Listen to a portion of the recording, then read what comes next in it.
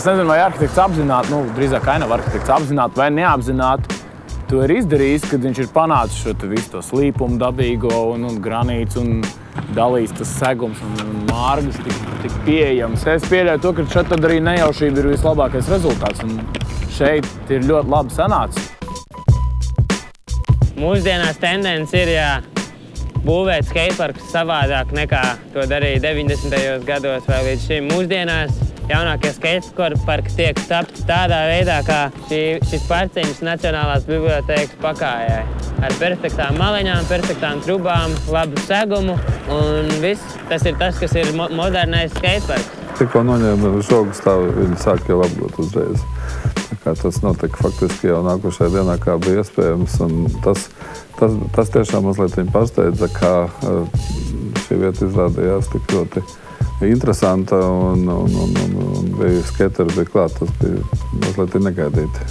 Nav iespējams vairs, jauniešus kaut kādā veidā sazonēt vai ielikt kaut kādās konkrētos limitos. Pilnīgi skaidrs, ka, kad jaunieši mainās un arī pilsētu videi un pilsētas kultūrai ir jāpielāgojas. Jo galā brīva pieeja sevis izvēlētam sportam ir, manuprāt, tikpat pašsaprotami, cik veloceliņi pilsētas centrā, un tam ir jābūt. Jo mēs arī esam daļa no sabiedrības, un tā pilsēta tiek veidot arī, lai mums tur ir ko darīt.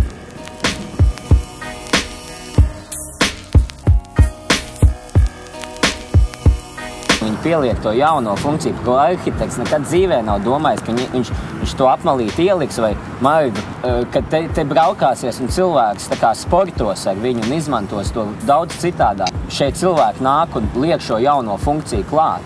Tas ir fantastiski. Es pilsētu redzu kā milzīgu spēlaukumu sev. Margas man nav kur pieturēties.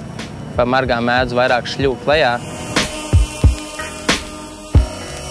Pēdējo pāris 10 gadu tendence ir tieši tas, ka mēģināt integrēt iekšā tos jauniešus ar visu savu sportu sabiedrības telpā.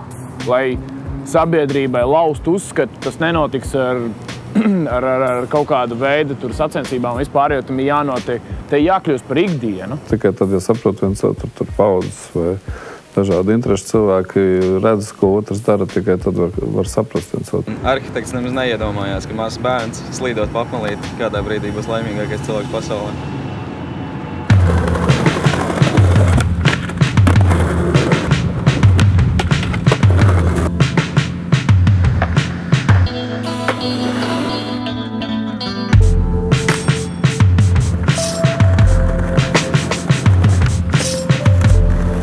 Biblioteka varētu sevī integrēt visu kaut ko, tostarp arī aktivitātes, sporta aktivitātes, kas principā sasaucās ar to, ka, lai tu uztvertu informāciju, kur bieži vien ir nodarbināta tikai viena smadzeņu puslode, kas diezgan ātri sagurst. Mēs šobrīd atrodamies tādos bioloģiskos ķermeņos, ka mums tā kapacitāte, cik mēs varam uzņemt vienā laika sprīdī, viņa ir ierobežota. Un tāpēc vajag pārslēgties kaut kādu citu darbību. Un sports, fiziska darbība tam ļoti labi noder.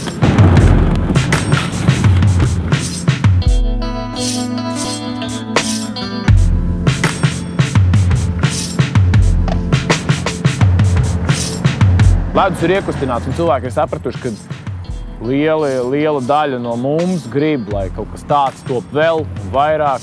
Un tas viss var būt ne tikai skateparks, tas var būt daudz kas vairāk, var apvienot visu kaut ko. Ir daudz jaunu sportu. Mums ir jādomā par to, kā šī te ēka un šī vieta, kā viņi spēj papildināt visu pārējo pilsētu. Kāds ir šīs ēkas potenciāls? Izmantosim pilnu potenciālu, bibliotēkas potenciālu.